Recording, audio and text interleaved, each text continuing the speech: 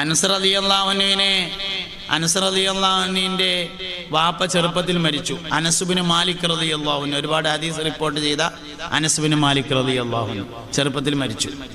അനസ് റളിയല്ലാഹു അൻഹുവിന്റെ ഉമ്മയാണ് ഉമ്മു സുലൈം റളിയല്ലാഹു അൻഹ. ഉമ്മു സുലൈം റളിയല്ലാഹു അൻഹയെ രണ്ടാമത് കല്യാണം കഴിക്കാണ് വേറൊരാൾ.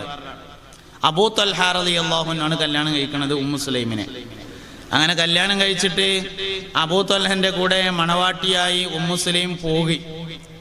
അപ്പോ അനസ് റളിയല്ലാഹു അൻഹു ചെറിയ കുട്ടിയാണ്.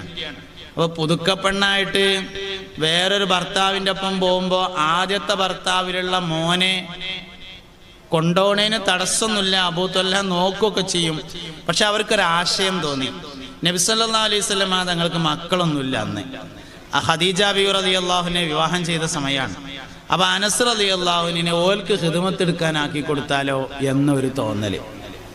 അങ്ങനെ ബഹുമാനപ്പെട്ട അബൂ തൽഹ റളിയല്ലാഹു അൻഹു അഥവാ അനസ് റളിയല്ലാഹു അൻഹുവിന്റെ അളാപ്പ അനസ് റളിയല്ലാഹു അൻഹുവിനെയും കൂട്ടിയിട്ട് മുസ്തഫ നബി തങ്ങളുടെ ഹദറത്തിൽ വന്നു. നബിനോട് പറഞ്ഞു, പൊന്നാര നബിയെ, ഈ അനസ് മോൻ ഇവിടെ നിന്നോട്ടെ, നിങ്ങൾക്ക് വേണ്ട ഖിദ്മത്തുകളൊക്കെ എടുത്തുകൊണ്ട് ഓമ്പടെ കഴിഞ്ഞുപിടിക്കോളും, നല്ല കുട്ടിയാണ്, ഓന് വേണ്ടി നിങ്ങളൊന്ന് ദ്വാരക്കണം എന്ന് പറഞ്ഞു. ആയിക്കോട്ടെ പറഞ്ഞു. തലയിൽ കൈവച്ചിട്ട് നബി തങ്ങൾ ദുആ ചെയ്തു, അല്ലാഹുമ്മ ബാരിക് ലഹു ഫീ മാലിഹി വ ഔലാദിഹി. അല്ലാഹുവേ, ഈ അനസ് മോനെ മുതലിലും ഔലാദിലും നീ ബറക്കത്ത് ചെയ്യണമേ അല്ലാഹ്. വർഷത്തിൽ 2 പ്രാവശ്യം കായ്ക്കുന്ന തോട്ടം മദീനയിൽ അനസ് റളിയല്ലാഹു അൻഹുവിനുണ്ടായി. സാധാരണ തോട്ടങ്ങൾ 1 പ്രാവശ്യമാണ് കായ്ക്കാറുള്ളത്. അനസ് റളിയല്ലാഹു അൻഹുവിന്റെ തോട്ടം കൊല്ലത്തിൽ 2 തവണ കായ്ച്ചു നിൽക്കുമായിരുന്നു. 106 മക്കളുണ്ടായി അനസ് റളിയല്ലാഹു അൻഹുവിന്. 106 ഹാഫിളീങ്ങളായിരുന്നു എന്നതാണ് അനസ് റളിയല്ലാഹു അൻഹുവിന്റെ പ്രത്യേകത. നമ്മളൊന്ന് മരിച്ചാൽ ഓതണമെങ്കിൽ വാടകയ്ക്ക് ആളെ കൊണ്ടുവരേണ്ടി വരും. നമ്മളൊന്ന് മരിച്ചിടന്നാൽ ഓതാ വാടകയ്ക്ക് ആളെ കൊണ്ടുവരണം. അപ്പോൾ വാടകയ്ക്കും ആരും കിട്ടില്ല. അനസ് റളിയല്ലാഹു അൻഹു മരിച്ചപ്പോൾ ഓതാനേ 106 ഹാഫിളീങ്ങളായ മക്കളുണ്ടായിരുന്നു. നബി സല്ലല്ലാഹു അലൈഹി വസല്ലം തലയിൽ കൈവച്ചിട്ട് ബർക്കത്തിന് വേണ്ടി തോരുന്നതാണ്, അല്ലാഹുമ്മ ബാരിക് ലഹു ഫീ മാലിഹി വ ഔലാദിഹി. അല്ലാഹുവേ, അനസ് മോനെ മാലിലും ഔലാദിലും നീ ബർക്കത്ത് ചെയ്യണമേ എന്ന്.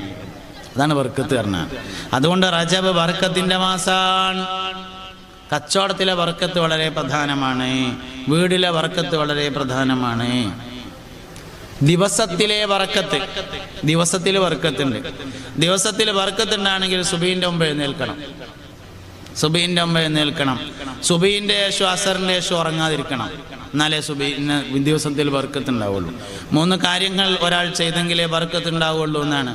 ഒന്ന്, മിതമായ ഭക്ഷണം, ആവശ്യത്തിന് മാത്രം ഭക്ഷണം കഴിക്കണം. രണ്ടാമത്തേത് മിതമായ ഭാഷണം, ആവശ്യത്തിന് മാത്രം സംസാരിക്കണം. മിതമായി ഭക്ഷണം കഴിക്കുക, മിതമായി സംസാരിക്കുക, മിതമായി ആളുകളുമായി ഇടപഴകുക. ആവശ്യത്തിന് മാത്രം, വെറുതെ ഒരു പണിയില്ലാതെ അങ്ങാടി പോയിന്ന ഒരു ബർക്കത്തും ഉണ്ടാവില്ല. മിതമായ ഉറക്കം, അത് ബർക്കത്തിന്റെ പ്രധാനപ്പെട്ട ഒരു ഭാഗമാണ്. മിതമായ ഭക്ഷണം, മിതമായ ഭാഷണം. മിതമായ ഭാഷണത്തിൽപ്പെട്ടതാണ് മിതമായ ഇടപഴകൽ. ആൾക്കാരായിട്ട് ഇടപഴകിയ വർത്തമാനം പറയേണ്ടി വരും, അതുകൊണ്ട് ആവശ്യത്തിന് മതി. 3-മത്തേത് മിതമായ ഉറക്കം, ആവശ്യത്തിന് മാത്രം ഉറങ്ങുക. ഒരു പണിയില്ലെങ്കിലൊക്കെ ഉറങ്ങാനുള്ള സമയമൊന്നുമല്ല. അതുകൊണ്ട് മുഅ്മിനീങ്ങളെ എല്ലാ വിഷയത്തിലും ബർക്കത്ത് വേണം. ഉറക്കത്തിലുണ്ടൊരു ബർക്കത്ത് എന്നാണ്. ചില ആൾക്കാർക്ക് കുറച്ചു നേരം ഉറങ്ങിയാൽ തന്നെ ഭയങ്കര റാഹത്താവും. ചിലവർ കുംഭകർണന്റെ ഉറക്കം ഉറങ്ങിയാലും ഉറങ്ങിയിട്ടില്ല എന്നേ തോന്നുള്ളൂ. അങ്ങനെ ഉണ്ടാവും. ഉറക്കത്തിലുണ്ട് ഒരു ബർക്കത്ത്. ഉണർച്ചയിൽ ബർക്കത്തുണ്ട്. എല്ലാ സംഗതികളിലും ബർക്കത്തുണ്ട്. നോട്ടത്തിൽ ബർക്കത്തുണ്ട്. കേൾവിയിൽ ബർക്കത്തുണ്ട്. നോട്ടത്തിലുണ്ട് ഒരു ബർക്കത്ത്. ഉമ്മാന്റെ നോട്ടം, ഉമ്മാനെ അങ്ങോട്ടുള്ള നോട്ടം ബർക്കത്തുള്ള നോട്ടാണ്. നമ്മളൊരു കുട്ടി ജനിച്ചാൽ ആദ്യം ഉമ്മാക്ക് കാണിച്ചു കൊടുക്കും. എന്തിനാ? ഇമ്മ കുട്ടിനെ ഇങ്ങോട്ട് നോക്കണം, അതൊരു ബർക്കത്തുള്ള നോട്ടാണ്. ഉമ്മാനെ അങ്ങോട്ട് നോക്കുന്നതും ഒരു ബർക്കത്തുള്ള നോട്ടാണ്. മുസാഫ് ഇങ്ങനെ മറിച്ചിട്ട് വെറുതെ നോക്കിയാൽ കൂലി കിട്ടും.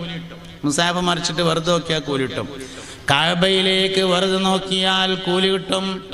ഉമ്മാനെ വെറുതെ ഇങ്ങനെ നോക്കിയിരുന്നാൽ കൂലി കിട്ടും. ഇങ്ങനെയാണ്. ഇന്ന് ഒരാൾ ചോദിച്ചു എന്നോടൊരാൾ ചോദിച്ചു, ഈ നബി സല്ലല്ലാഹു അലൈഹി വസല്ലം തങ്ങളിൽ എല്ലാ വിഷയങ്ങൾക്കും മാതൃക ഉണ്ടല്ലോ.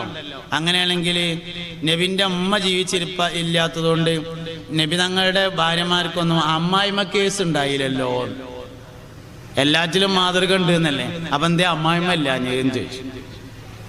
നല്ല ചോദ്യമാണ്. പെണ്ണുങ്ങൾ അങ്ങനെയൊക്കെ ചിന്തിക്കാൻ തുടങ്ങിയിട്ടുണ്ട് എന്നുള്ളതാണ്. നല്ല ചോദ്യമാണ്, ചോദിക്കേണ്ട തന്നെയാണ്. നബി സല്ലല്ലാഹു അലൈഹി വസല്ലം തങ്ങളുടെ ഉമ്മ ജീവിച്ചിരിപ്പുണ്ടായിരുന്നുവെങ്കിൽ അമ്മായിമ്മയിലെ മാതൃക കാണിക്കേണ്ടത് മറ്റൊരാളാകുമോ? നബി അല്ല കാണിക്കുക, ഉമ്മ കാണിക്കേണ്ടി വരുമായിരുന്നു.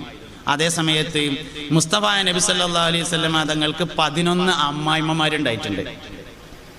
മാതൃക അവിടുന്ന് ഇങ്ങോട്ടാണ് വേണ്ടത്.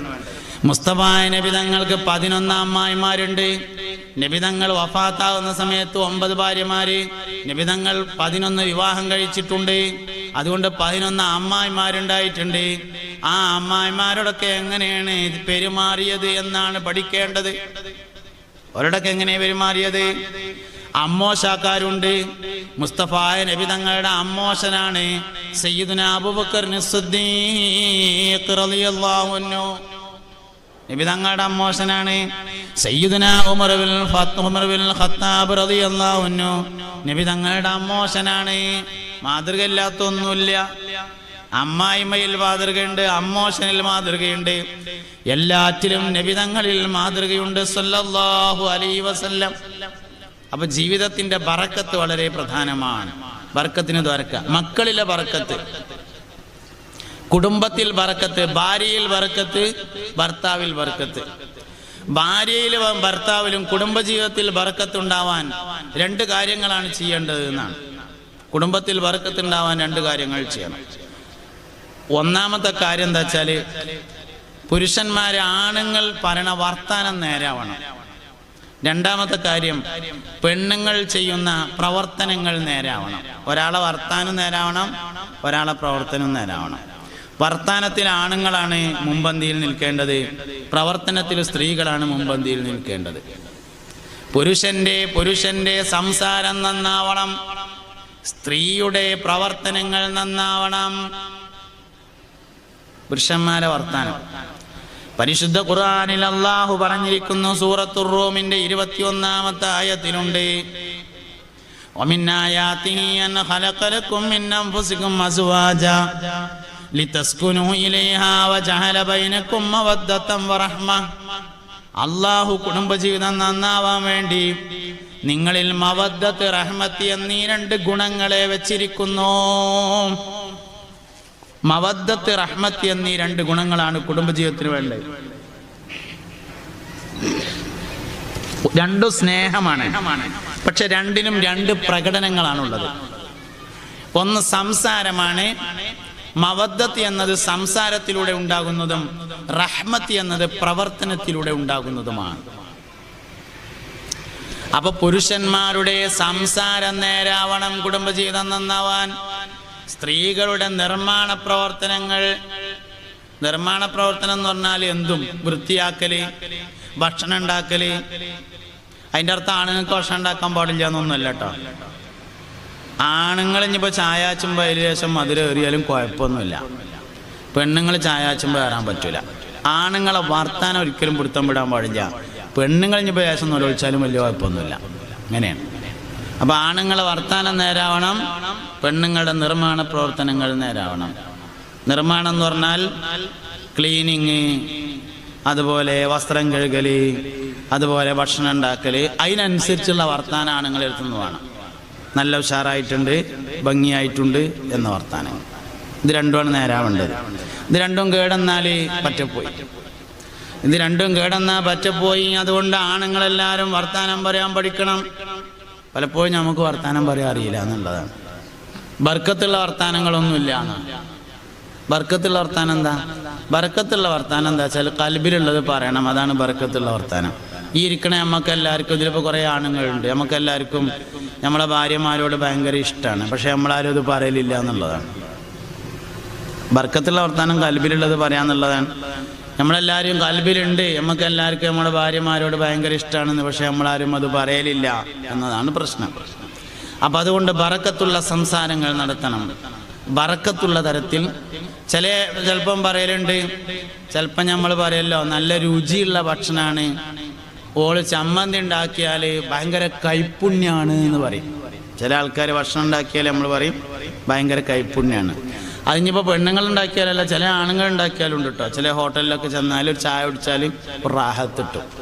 ചില ഹോട്ടലിൽ ചെന്നിട്ട് ചായ കുടിച്ചാൽ നമ്മൾ ഒരു കൊലവെള്ളം തന്നു എന്ന് പറയും. സംഗതി ഇപ്പം മൂപ്പരും കൂട്ടിയത് എല്ലാവരും കൂട്ടിയ സാധനം തന്നെയാണ്. ചൂടുവെള്ളവും ചായപ്പൊടിയും പഞ്ചസാരയും ഒക്കെ തന്നെ കൂട്ടിയത്. ചിലവർക്ക് കൈപ്പുണ്യം എന്നാണ് നമ്മളതിന് പറയാം. വാസ്തവത്തിൽ കൈപ്പുണ്യമല്ല അത്. കയ്യെല്ലാവർക്കും ഒരേ മാതിരി തന്നെയാണ്. കയ്യിനല്ല സംഗതി ഉള്ളത്, മനസ്സിനാണ്. മനസ്സിൻ്റെ പുണ്യമാണ് ഭക്ഷണത്തിൻ്റെ രുചി എന്ന് പറയുന്നത്. വൈകുന്നേരത്ത് പുതിയാപ്പിള വരും. അപ്പോൾ പുതിയാപ്പിള വരുമ്പോൾ പുതിയാപ്പിളക്ക് ചപ്പാത്തിയും തക്കാളി കൂട്ടാനും ഉണ്ടാക്കുകയാണ്. അപ്പോൾ ആ തക്കാളി ഇങ്ങനെ മുറിച്ചിട്ട് ചട്ടിക്ക് ഇങ്ങനെ ഇടുമ്പോൾ, ഉള്ളി അരിഞ്ഞിട്ട് ഇങ്ങനെ ഇടുമ്പോൾ, പടച്ചോനെ എൻ്റെ പുതിയാപ്പിള വരാണ്ടല്ലോ റബ്ബേ, ഇതൊരു രുചിയുള്ള ഭക്ഷണമാക്കണേ എന്ന് കൽബോണ്ട് വിചാരിച്ചാൽ ആ രുചി ഭക്ഷണത്തിലുണ്ടാവും. അല്ലെങ്കിൽ ഇപ്പോൾ ആ പണ്ടാറക്കാല 8:30 ഇപ്പം കയറി വരും. അപ്പോൾ അതിന് ചപ്പാത്തി ആയില്ലെങ്കിൽ ഇവിടെ ബദർ യുദ്ധ ഇക്കാരം എന്നാണ് മനസ്സിലെങ്കിൽ ആ സംഗതിയാണ് ഭക്ഷണത്തിലുണ്ടാകുക. അതിനാ കയറി വരുന്ന സാധനം നേരാവും കൂടി വേണം, അപ്പോഴേ നടക്കുള്ളൂ. അതിനാണ് വർത്താനം നേരാകുക എന്ന് പറഞ്ഞത്. അപ്പോൾ ഒരു ഭാഗത്ത് വർത്താനം നേരാവണം, മറ്റേ ഭാഗത്ത് നിർമ്മാണം നേരാവണം. ഇത് രണ്ടും നേരായാലേ കുടുംബജീവിതത്തിൽ ബർക്കത്തുണ്ടാവുള്ളൂ, അല്ലെങ്കിൽ തല്ലിപ്പിരി.